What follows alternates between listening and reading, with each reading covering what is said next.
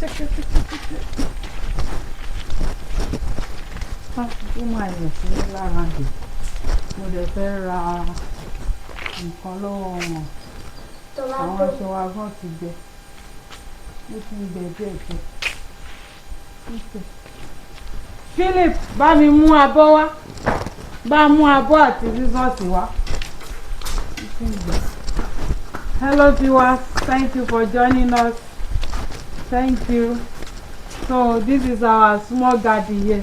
Philip wá gbà ẹ bá ń gbọ́ mu. Gbá ọmọ. Philip má lọ gé tomato ń gé o, à ń maintain ẹ̀ ní bó ṣe wà yìí. Tó ti gbọ́? Ẹ tún sẹ́yìn jẹ.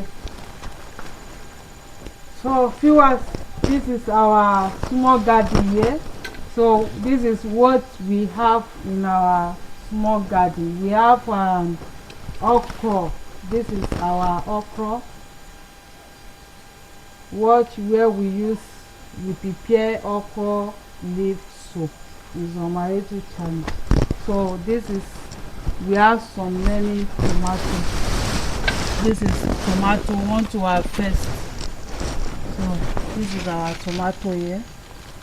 You see, this is nice as a ripe. So we have Scotch bonnet pepper. This is our Scotch bonnet pepper. You see them, they are ripe. So we have garden egg too. This is our garden egg. This is garden egg. You see them. So I'm going to cut this.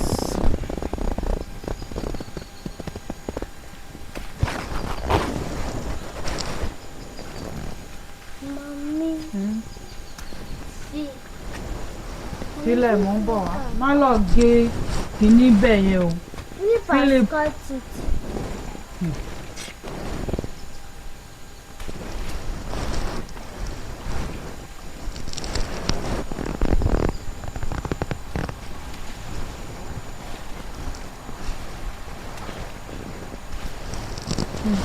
Àwọn kan tí ń jẹ yẹn.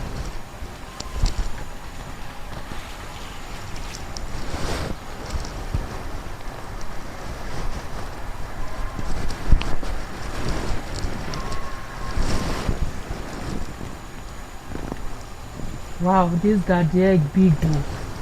See this one. That is big. Wow.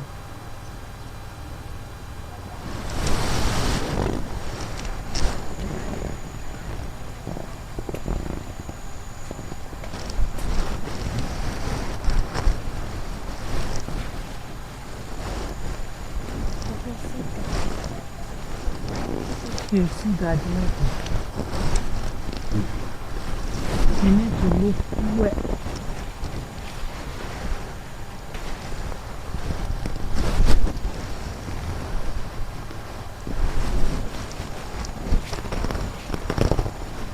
Tí èèyàn bá wò dáadáa, ní ibi lè mọ̀ bóyá garden egg wà ń bẹ̀ ṣá.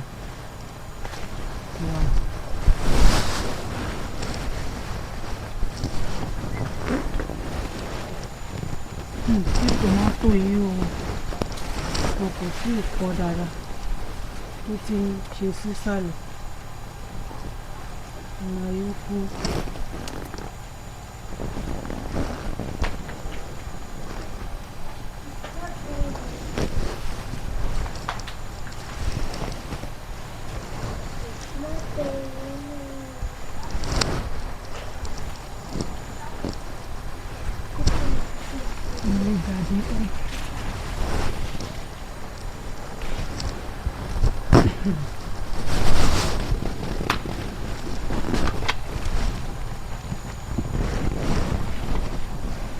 Tomato.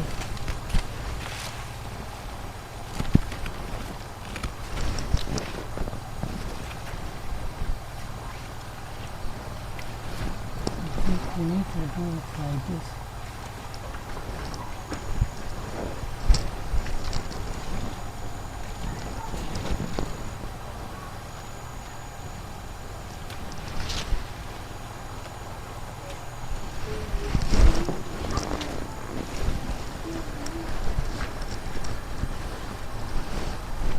So,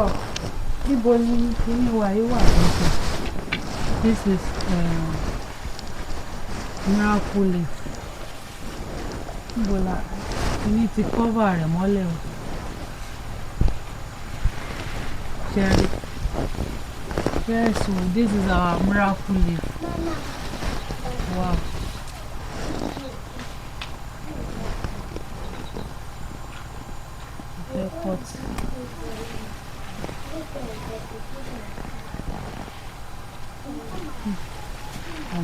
This one just will come out small.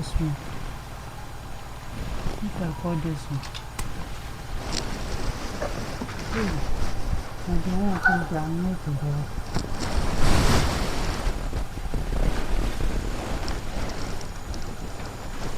What to do with it? This one too.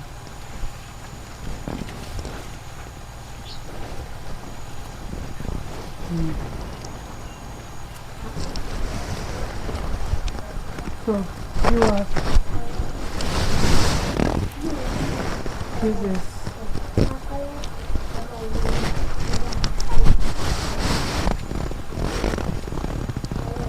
this is our miracle leaf. This is the one we plant that time. You see, it's coming out. The stick. Here is the stick. You see?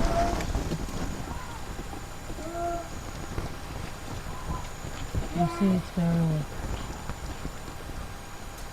You can use it for cough, catarrh.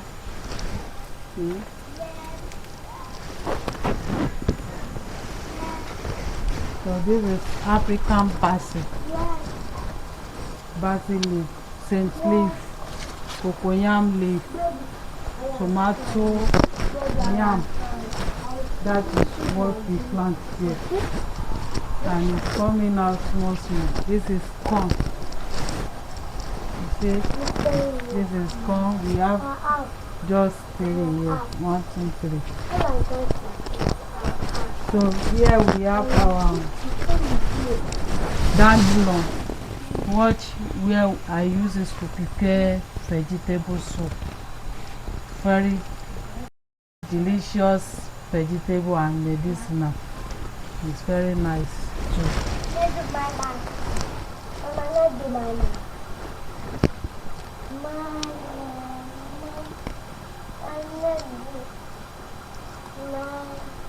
Philip, lọ bomi wá kí n ṣan ọ̀gá díẹ̀ gbìn bomi wá.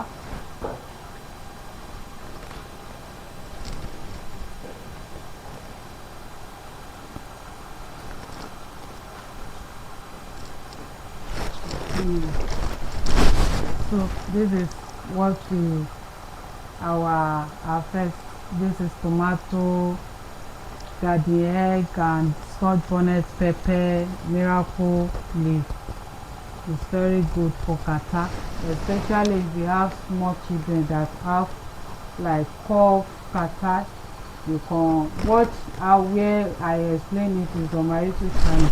So I want to watch this garden egg so that we can eat it.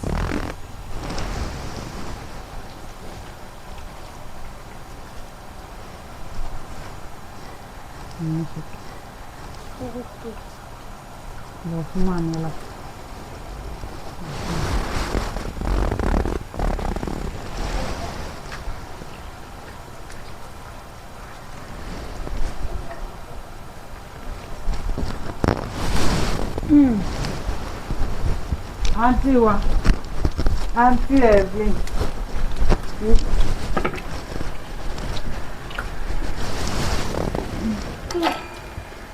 You give me this one. Ṣé ìtọ́pọ̀ ló fẹ́? Yes. Ẹyá pé mo ti ṣan ilé, ẹyá fún mi ní ìyí. Májí ti bí tí fọ́. No. Mú fọ́wọ́ kì. Say bye-bye. Bye-bye. Bye-bye.